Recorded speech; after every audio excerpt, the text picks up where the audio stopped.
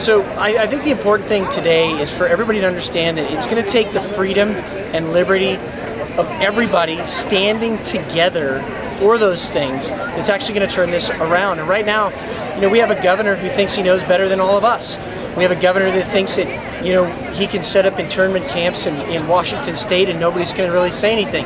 We have a governor who thinks that he can extend this out to the point where all our businesses are effectively destroyed. And that's just not right. We know it intuitively as Americans. So everybody's hemming and hawing out there that's watching this video. Don't hem and haw anymore. Be an American again. Be an American again and stand up. This is the time and this is the hour. It was a good rally today. Good rally today. A lot of people out here. I think the courage of regular Americans is starting to come out, and that's what this is about. This is not a Democrat thing or a Republican thing. This is an American thing. This is about just standing and saying, we're going to do what we know is the right thing to do. We are grown adults. We know that the vast majority of people are very low risk for this virus. We're going to reopen, not only for ourselves and our community and our families, but also for this country. Because when we are open, we are strong in America. Tell us about Olympia and all the bombshells that got dropped this week. Oh my goodness, right? 3 years ago, if you talked about internment camps or isolation centers, as they now call them, people would say, it's a conspiracy theory. Well, we had seen the plans for this from the National Shelter Database that was held by FEMA, but also we had conversations with some local law enforcement folks who were doing emergency planning. And so now you have confirmed an isolation shelter in the Spokane County Fairgrounds. You've got this set of trailers, I think it's going to be 8 by the end of today, down in Klickitat County, the Klickitat County Fairgrounds. And people are saying, why do you need those? And so, well, you don't have anything to worry about, Sherry. You don't. Okay, you don't have anything to worry about. This is voluntary and it's for your safety, right? But then you read the fine print and it says if you don't comply with the health officer's finding, so read, contact tracer comes to your house, starts asking questions, you don't comply with their finding, then it's mandatory. So is it really voluntary, or are they shading it? We've seen this in public health before, where they try to play between the two statutes, the voluntary statute and the involuntary statute, because the involuntary statute has a whole slew of due process, and that's really what they're trying to get around with this stuff. First of all, to presume somebody is guilty instead of innocent violates a fundamental principle of due process, and we know that right now. Also, what about timelines? So if you had contact with somebody 5 weeks ago, is that really legit as far as...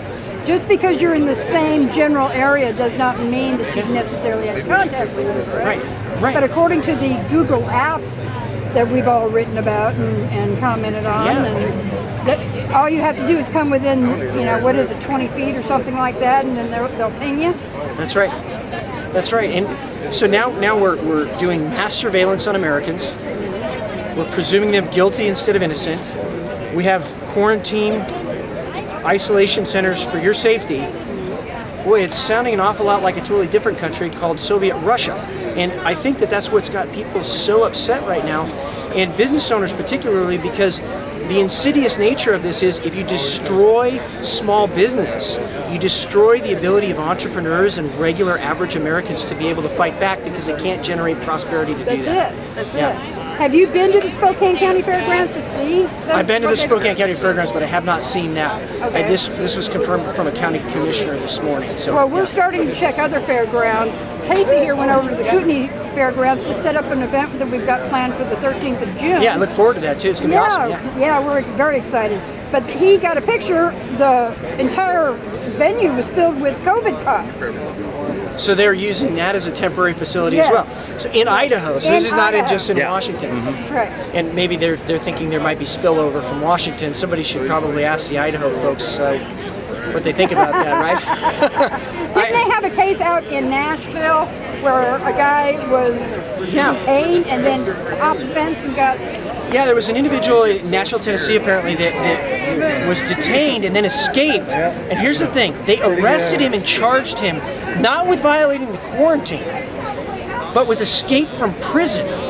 Okay, so now, like a prison break.